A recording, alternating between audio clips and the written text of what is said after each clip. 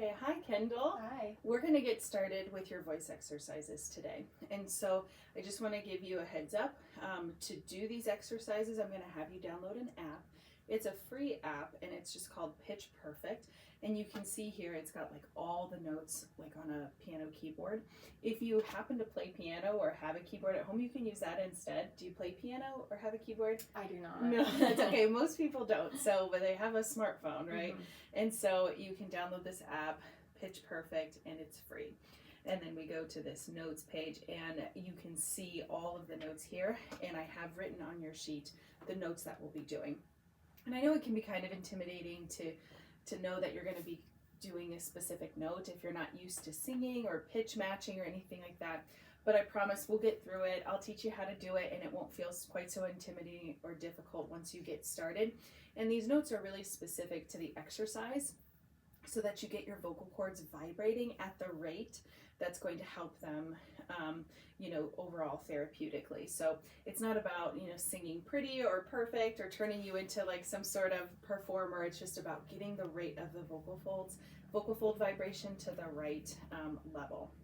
So with that said, every exercise that we do here today needs to incorporate a few of the things that we talked about last time when we talked about anatomy and physiology of the vocal mechanism.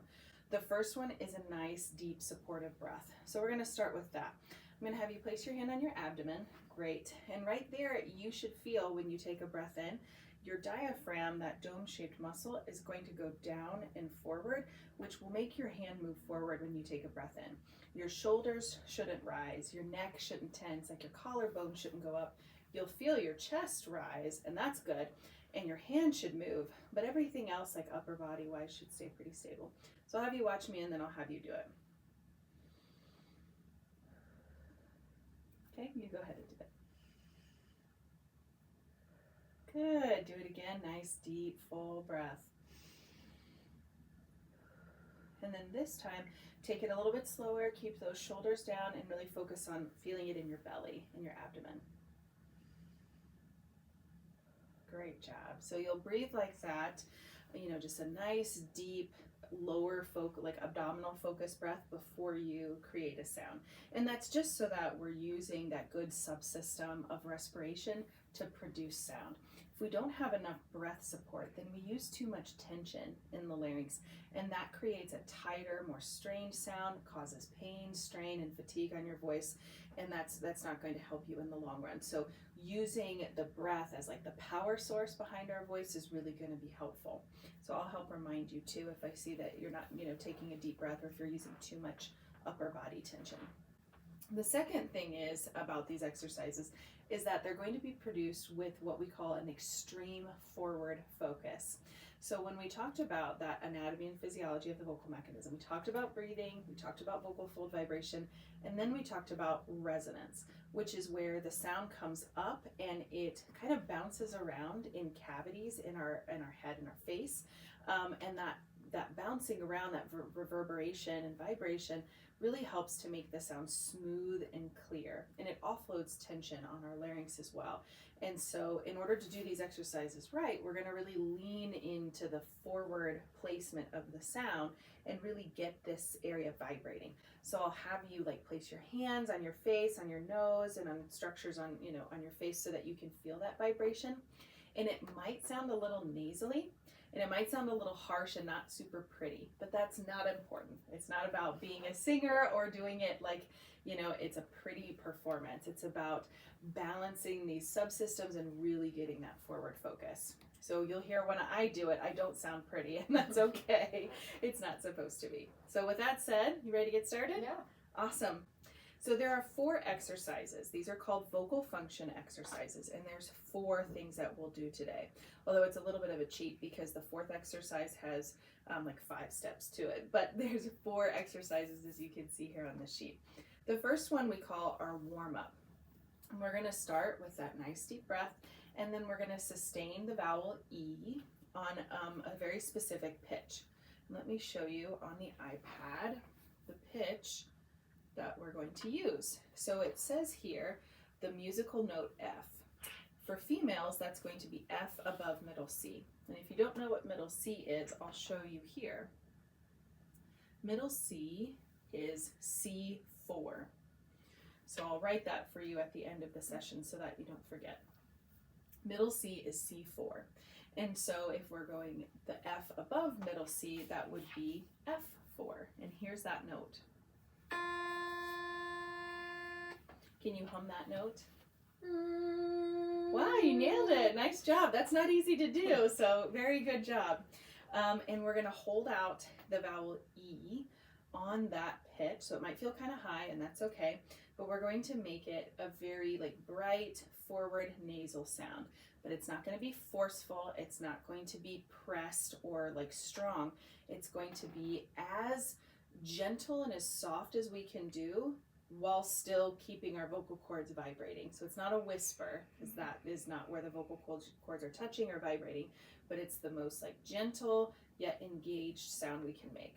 So I'll show you what that'll sound like. So there's that pitch.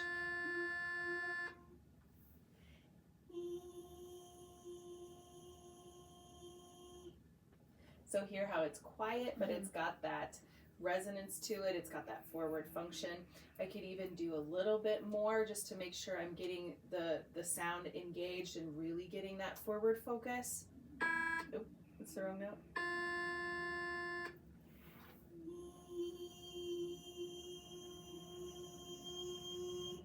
So I just put a little bit more like closure of my vocal folds, put a little bit more sound behind it so that it was, you know, really, really resonant and kind of forward and smooth, but not like belted out, not strong, but also not whispery. So I'm going to have you do that, and we'll just hold it for a couple of seconds like I did. Okay, so here's that pitch. Whenever you're ready, nice deep breath.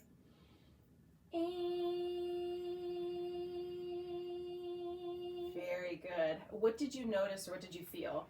I felt like it was like very forward and front, and I think that taking a deep breath really helped like elongate it. Awesome. Great job. I'll have you do it again, and then this time I'm going to have you place your hands. You can move them around too. Just you'll start like right here on your nose and on the sides like of your cheeks, and I really want you to feel that forward vibration. Really make sure that that resonance is very forward. Okay, ready?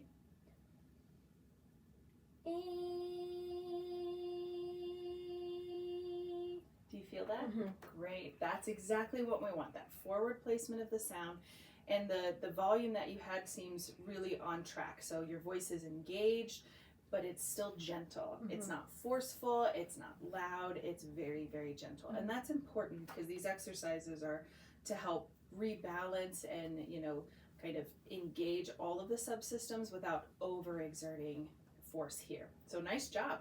Now, in order to know our goal length, I'm going to time you and see how long you can hold out that sound.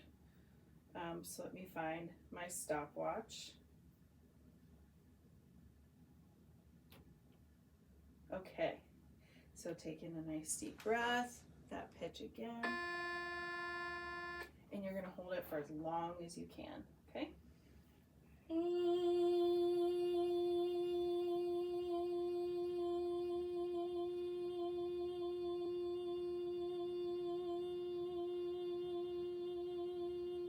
Excellent job. That was 12 seconds. I'll give you a second, take a break, and we'll do it again and see if that's pretty consistent or if you can go longer. And I don't want you to go longer by like pushing or forcing. Just think of taking that nice deep breath and applying the sound up here so that you get like the maximum resonance and maximum efficiency. So whenever you're ready.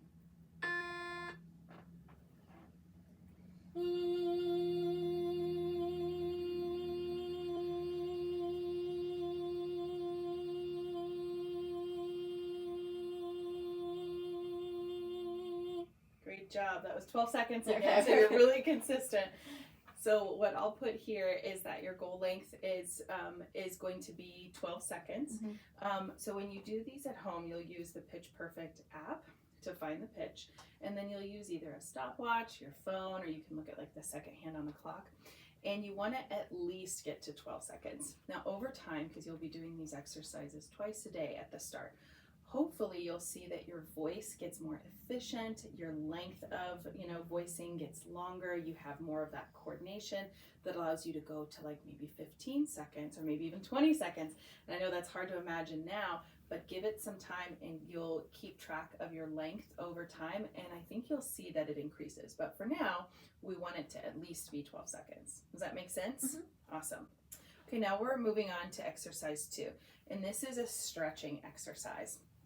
And we're gonna glide, so use our voice like smoothly gliding or kind of like a siren, going from a low note to a high note across our entire range. So it might feel kind of strange, mm-hmm. might feel a little silly, and I just encourage you to go for it. Just let that sound out and see what happens. We'll fix it and we'll manage it and make it as smooth as we can. But your goal is to not make it sound pretty, it's to make it sound smooth and connected so that there's no breaks. And we're gonna do that on the word whoop. We're really gonna drop the jaw. Great, just like that, creating a lot of space in your mouth and like rounded lips so that there's this swirling of air and you get this really good buzzy vibration. So instead of me modeling it, let's just see, since you hit that note before, maybe you've got some good sound quality in there. Let's see how it goes. And I'll have you go from a low pitch to a high pitch, following my hand on the word whoop. Okay. Nice deep breath, bring that sound forward. It's not too loud, not too soft, just engaged but gentle. Okay, ready? Well done. That was a great first start. I don't think you needed me to model that at all. So what did you notice when you did that? I did kind of feel like a little bit of a crack in the middle there, just like transitioning from like the lower to like the higher pitch. So maybe making it a little more smooth. Yeah, I heard that too, and I'm glad that you picked up on that. So a little bit of a crack isn't unusual. It kind of happens when we shift registers, but we do want it to be as smooth as possible. So you want to try to shift through and get to those higher pitches without that like clunk or that crack. Something else that I noticed is when you went up high, you kind of got a little wispy, didn't have as much of that coordination between the breath and the resonance. We want that sound quality to be forward and clear from low to high. So my advice to you for this next one is you'll take a deep breath and keep that jaw dropped and keep thinking about forward airflow, forward placement of the sound as you go up. Don't retreat back into it, kind of lean into it and keep it forward. Okay, let's do that again.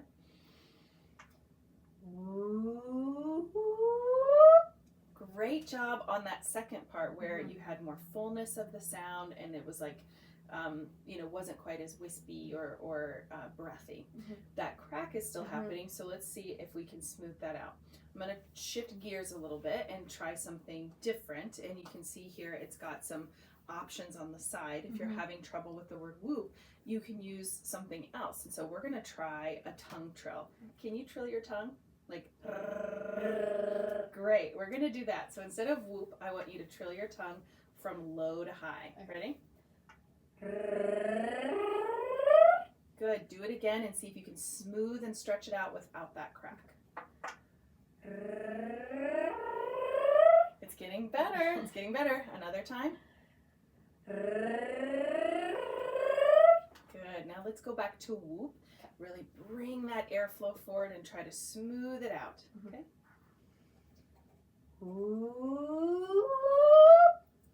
That's okay.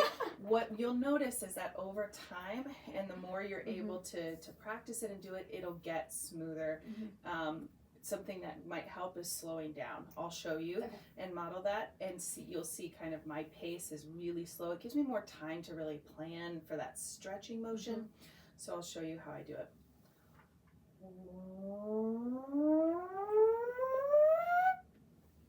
And you didn't hear that crack or that break. You could really hear that like buzzing sound in my lips, almost like a kazoo. Could you hear that? Yes. Let's try that.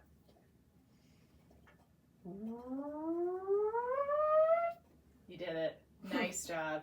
So I think maybe the word kazoo or buzzing is a good word to help remind you of that sound quality so that you're getting that smoothness. Really great job. Exercise 3 is just the inverse or the opposite of exercise 2. So we're going to go from a high pitch to a low pitch, trying not to crack or break our voice. And we're going to do it on the word boom. So still that dropped jaw, that rounded lip, excellent. And you're gonna take in a deep breath and go for that high note. I know it can be kind of scary, just let that note out, see what comes out, and then glide down. Okay, ready?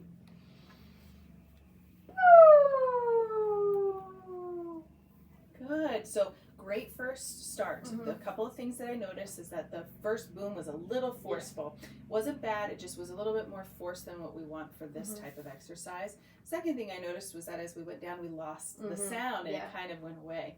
So the things I would say for that is this next time when you do it, just really be gentle on starting your voice. Just kind of let it slowly and gently turn on, and then keep that airflow, keep thinking forward, placement of the sound, and that'll help you as you go down in pitch.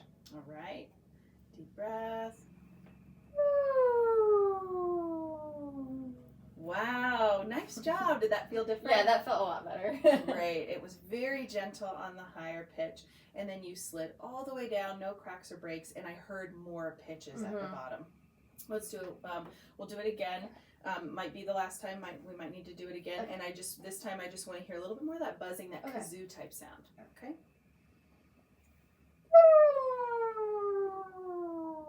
Nice job. We heard that kazoo. Onset was a little bit more forceful, but like I said, the more you practice it, the more you'll get a feel for it. And I think all the components are there. You're doing a great job. Okay, we're moving on to our last exercise, which I mentioned is really like 5 in 1. And this one is our power exercise. Now it's a little bit of a misnomer because we're not actually going to use like a strong, powerful voice. It's just meant to gently kind of increase the closure of your vocal cords, improve like the ability of your vocal cords to have that power behind them, but we're not going to be doing it loud or forcefully in this exercise. And what we're going to be doing is we're going to sustain notes just like we did in exercise 1 on specific pitches. And we're going to hold it for as long as we can. I think your goal length will still be 12 for these, but we'll see what we see. And this time instead of E, we're going to do the word knoll, like K-N-O-L-L, you can see there, or it's like the word ol without the D. Okay. So the jaw is really relaxed. Good, you've got a lot of space. It's kind of like a swirling kazoo sound. Make sense so far? Yes. You're doing great. So now we're going to start on middle C, and then we're going to go up C, D, E, F, G. In middle C, do you remember which one that was? The C4? That's right. We're going to start on C4. Can you hum that pitch? That's right. Now you'll hold that pitch out on the word ol, or like knoll, you know, either one is fine. Let's just do ol. And you're going to hold it for as long as you can. Okay, so taking a nice deep breath, trying to get that sound really forward, kind of like that kazoo. So here's that pitch again, whenever you're ready.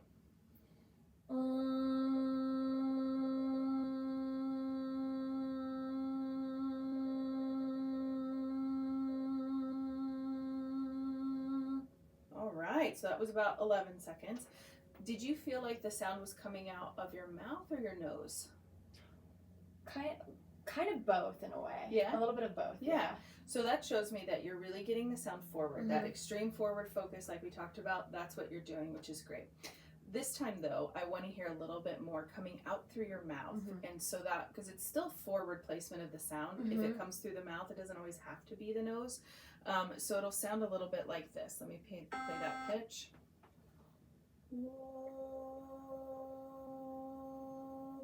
Hear how there's more like a swirling air type sound, and it's still forward, it's just not quite as nasal. Yes.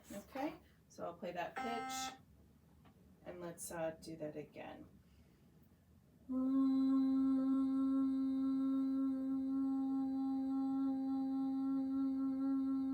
Okay, you can stop there. Great job. So it was a really nice smooth tone. It's still not quite getting as much through the mouth, so I want to try something. I want you to say, "Ooh." Ooh. You feel that? That airflow at the lips? Now do, "Ooh." Ooh. Ooh. Yeah. Good. That's how I want you to make the sound. So more buzzing at the lips, less buzzing at the nose. Can you try that for me again? Very good. Now we'll time it. Ready?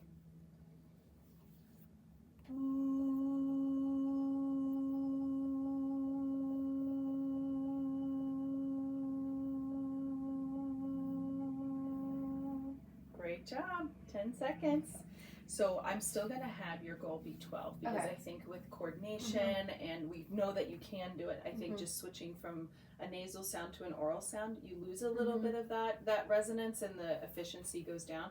But with practice and with time, I think you'll get it. So now we're going to go up to D. Can you hum that pitch? Good. Now we're going to switch to the mouth sound and we'll do. Can you try that before we time it? Great job. It's got that gentle sound. It's still very forward. I'll have you put your hands on the sides of your lips here just to help you feel that vibration because a frontal forward resonance is still there even if you're doing it mostly through the mouth. Okay, whenever you're ready. Do you want me to play that pitch again? Yeah. Ready?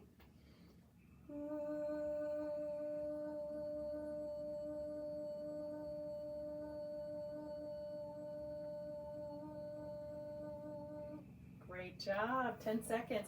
Did you feel that buzzing? Yes.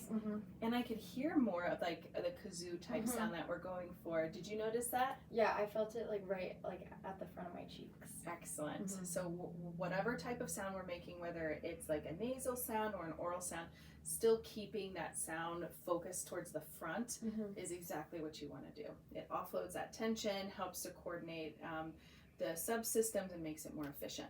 We're moving right along, so we're going to go up to E. Can you hum that pitch? Great job. Now do that whoo on that pitch. Still a little bit through your nose. Can you make it through your mouth? Do you hear the difference? Great job. Is that the right pitch? That I think that was. Let's see. We're on E. Yeah, nailed it. Great job. Okay, whenever you're ready.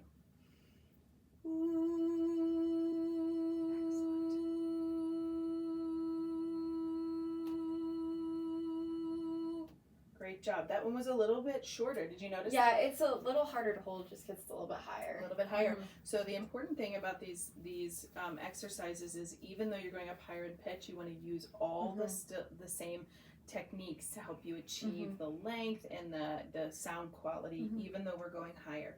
So I'll have you take a nice deep breath. And for this one, I did notice that your mouth started to close after a few seconds. So you lost some of that airflow coming out. So really make sure there's space. Yep. And let's just hear that pitch again. We're on E, right? And go ahead and do whoo just to. Good. Now taking a deep breath and let's see what you can do.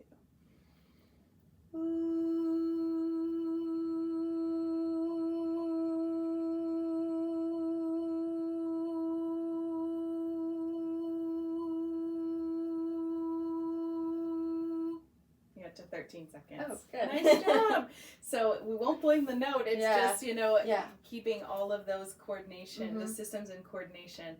So you might surprise yourself that you have maybe a higher range than you think because the note really just is fine. It just requires more coordination, a little bit more intentional application. So now we're going up to F. We've got F and G.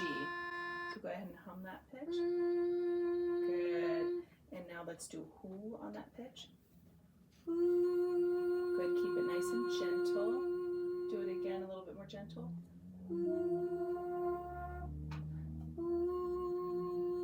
Good, and try to get that buzzing sound.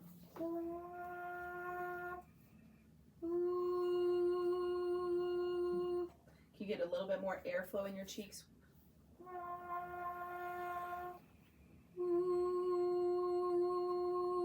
Good. I kind of hear the buzzing in and out. I'll have you put your hands on your face. I think that helped last time.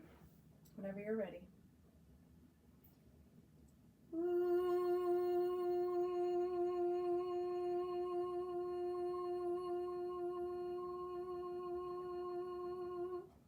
8 seconds, not a bad start, but we know you've got more in there. Yeah. It's just about getting that breath and letting it out and coordinating. Does putting your hands on your face help? Does. Okay, let's keep that there.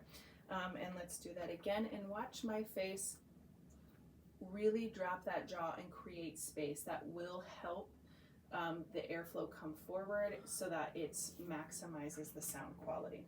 The more you close, the more it actually like presses the sound, and it doesn't have as much of that like nice smooth quality. Okay, ready?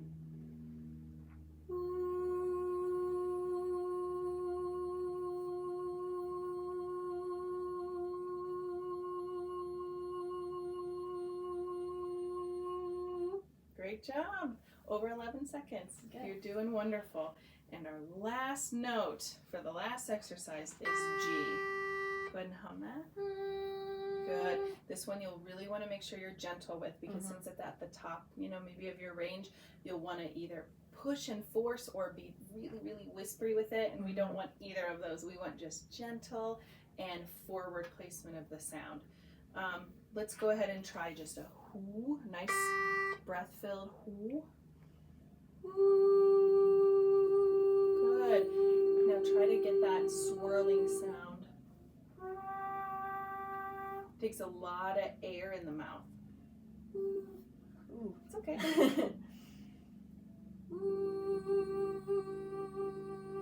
Too much force here. Try to really relax and lean into that H sound. That'll help you gently turn on the vocal folds.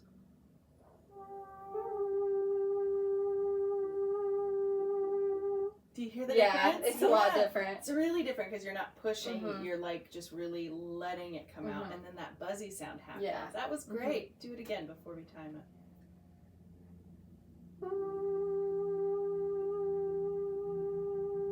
Well done. Okay. Whenever you're ready.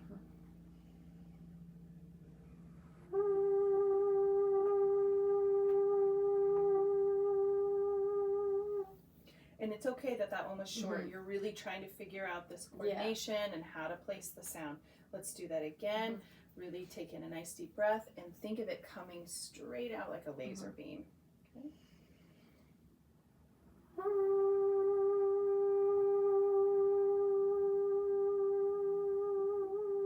Great job. That one was longer. So keep up the practice, and I'll write some notes for you. I'm going to put, you know, words like buzzy, feel the sides of your face, make a kazoo sound that seemed to help, dropping the jaw, creating space. Is there anything else you can think of that I said that helped you get the sound quality that we were going for? On the last one, just leaning forward and kind of letting it like rise. That's great. I'm so glad that worked for you. That's kind of a more of like a visual tool as well, like thinking of like leaning forward rather than like clenching tight. Great job. So I'm going to go over the home practice sheet. And so this you don't have to turn in but I do think it's helpful if you log your practice and time yourself. You'll see change over time. And then if you bring it back, I would love to see that change over time. But I don't want to stress you out. And if you forget it at home, it's not the end of the world, but I do think it's helpful. So you can see we have our exercises here, and the whoop and the boom aren't on here because they're not timed. So you'll still do them. There's just nothing to write down. Exercise 1 is timed, and it shows that it's on that F note. Exercise 4, C, D, E, F, G are all there, and they have a little space for you to time yourself. You'll do it morning and evening, and you'll do it 6 out of 7 days per week. Actually, for the first, we'll do it 7 out of 7 days just to get started. The more we do it, the better it will really sink in and help coordinate your subsystems. So I'd like you to do all 7 days, once in the morning, once in the evening. How does that sound? That sounds good. And I know we took a long time doing this because we're learning it, we're practicing it. I was kind of being picky on the sound and trying to help you get the exact right sound that we wanted. But when you start doing it yourself, I think you'll notice that you get through it a little bit quicker as you acclimate to it. And so you'll see here at the end, week 1, it's going to be a 7-week program. And the first week you'll complete all the exercises 2 times each, which we did that roughly about the same as well. and then you'll do the whole thing twice a day. The second week, you're going to complete all exercises 2 times each, but only once a day. So you won't need to do the PM. I would recommend doing it in the morning.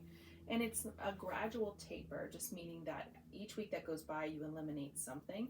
So that way it's not just like you're stopping the exercises cold.